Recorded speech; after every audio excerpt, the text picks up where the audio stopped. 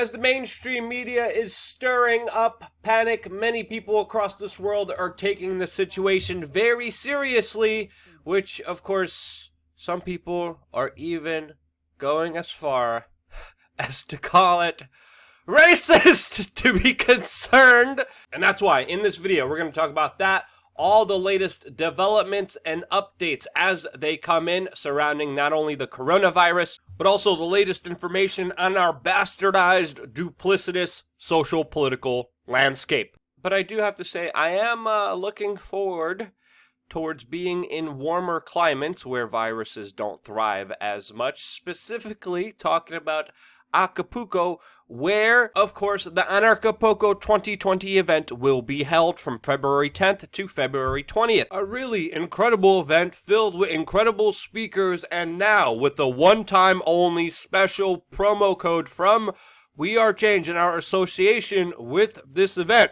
We have 40% off tickets. There is no better deal in town. 40% off tickets with promo code WRC. Many incredible people will be there, and I hope you join us there. Again, all the information to the promo code and to our travel hacking workshop, which will take place at this event, will be down in the description below. Now, the one thing that has been dominating headlines and, of course, a lot of people's attention is, of course, the coronavirus and all the latest updates developing surrounding this virus and the spread of it, with the CDC just announcing that they have their first instance of person-to-person spread of this virus in the United States, as well as saying that they do not know whether it is possible to detect if someone has the virus before they become symptomatic. And that's not really reassuring, to say the least, especially with the Chinese government lying about this, while health officials here in the United States are ultimately saying, we don't know. And in those situations, it's always best to be precautious, which some people criticize the State Department for not being, especially after the news broke that the U.S. State Department will only be quarantining the Americans that they airlifted out of the virus hotspot Wuhan for only 3 days, while other scientists say that there could be a 14-day incubation period. I think it's always best to be safer, especially with something as serious as this, and the State Department's actions, as the many actions that they commit, should be criticized here, in my opinion. Russia has also announced that it will be closing its border with China as more countries are reporting the virus infection spreading to their countries, and even spreading, allegedly, we still don't know officially, but allegedly to a cruise ship that is housing 7,000 people. Yes, a cruise ship is being quarantined right now, and if you ever have been on a cruise ship, you know that a lot of people are confined to a very small place. There's been previous news stories about infections spreading on cruise ships, utterly devastating the entire population on those ships. And all of this is happening after a Chinese woman fell ill, and she's being isolated with her husband, who recently came back from China. Now, of course, as we wait for more information about what is happening here in the United States, especially about the first person-to-person case that just developed in Chicago, other people, especially in China, are taking things into their own hand. And there's even taxi drivers in full-on hazmat suits during their taxi routes. Chinese dog owners are also rushing to buy face masks for their pooches, after some experts are also warning that pets could get infected with this virus. And I never thought I would see doggos with gas masks on, and some of these doggos are adorable, but probably confused like the majority of people surrounding what is actually happening here. While other people on social media are using this kind of scare and panic that's happening in order to race bait this issue, as this man tweeted a video saying that hiding your face, covering your face, to, not spread any viruses and diseases, quote, racist. And no, it's not. And it's stupid to think it is because, again, simple things. Washing your hands, covering your face, especially if you're sneezing, especially if you have symptoms that show that you have some kind of virus or some kind of infection. It's best to not show up to work or try to prevent contact with another person. Now, again, outside of the fear-mongering, it's also important to understand here that far more people have died from the flu this year than have from this latest coronavirus. Now, of course, that's not to underplay what's happening here, but again, it's common sense to always be ready for everything and to simply take small steps. Even if some idiot thinks they're racist, taking those small steps to prevent any disease and virus from spreading. And take care of your immune system, supplement, get some, sun, go out to nature, get some good sleep, do those basic things.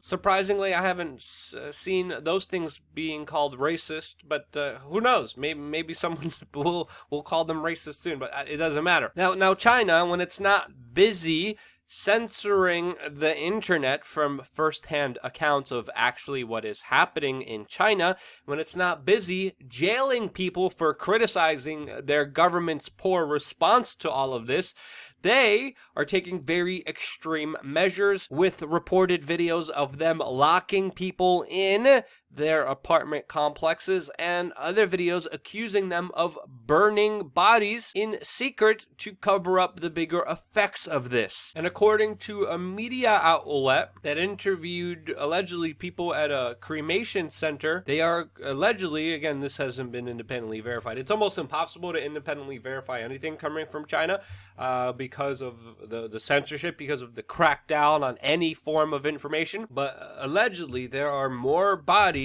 being sent from the hospital to cremation centers. And China does take many egregious, authoritarian, very hostile actions towards its citizenry, and it wouldn't surprise me at all if they were trying to save face here with a cover-up to how detrimental this entire disease actually is. While here in the United States, the government is trying to reassure us with photos like this, showing Donald Trump at a, quote, coronavirus briefing with, quote, using the best experts anywhere in the world to try to contain this. And personally, I don't have a lot of faith in government, especially with the State Department's latest move with only a 3-day quarantine. Now, personally, one of the most distressing things for me, personally, is when I hear the government say it's here to help and that everything is okay. The second thing that I get very distressed about is, of course, Hillary Clinton, who's also in the news, as she is juxing and jiving away from Democratic presidential hopeful Tulsi Gabbard, who is suing her for $50 million for defamation. And Hillary Clinton is refusing to be served this lawsuit, refusing to be served these legal documents, specifically at her home in New York, and also her lawyer's office in Washington, D.C. Now, this is, of course, after Hillary Clinton slandered Tulsi Gabbard as, quote, the favorite of Russians, since she lost the election and blamed her unpopularity, blamed her poor delegate game on Russia, after, of course, cheating Bernie Sanders that bowed down and bent over and took the Democratic establishment fist up his hoo-ha, willingly singing the praises of Hillary Clinton afterwards, after she screwed him, telling all of his Bernie bros to support her, which I think is unforgivable. But with Hillary Clinton running from the legal system, who would have thought? Hillary Clinton running away from the legal system? Oh, gee whiz. This definitely makes for a very interesting story, a very interesting case, but also one that shows that Tulsi Gabbard potentially has something here and may actually win the lawsuit. Now, in other legal injustice above the law, like Hillary Clinton and her associates are, we have related news to Clinton associate Jeffrey Epstein, who by the way, entire legal documents surrounding very important information about his actions and the actions of other very powerful establishment pedophiles out there right now is currently sealed because of a judge's decision, and it is in the hands of New York Judge Loretta A. Prescott, who is deliberating right now whether to keep very important evidence, information, as well as names of powerful individuals who were pedophiles and still out there most likely doing very bad things to children. It is in her hands to decide to make those documents and that information public or not. I would definitely recommend a very kind letter writing campaign to this judge, since, of course, the court of public opinion absolutely matters during this entire Jeffrey Epstein saga. Moving forward with other elitist establishment pedophiles connected to the Clinton news, we of course have the latest information about Harvey Weinstein's ongoing court case, which we are hearing extremely gruesome, horrible details about this man that clearly was very predatory and committed extremely disgusting actions, and was able to do that for decades because, you know, the establishment loved him. He had friends that are politicians, and also a lot of money that allowed him to hire a Mossad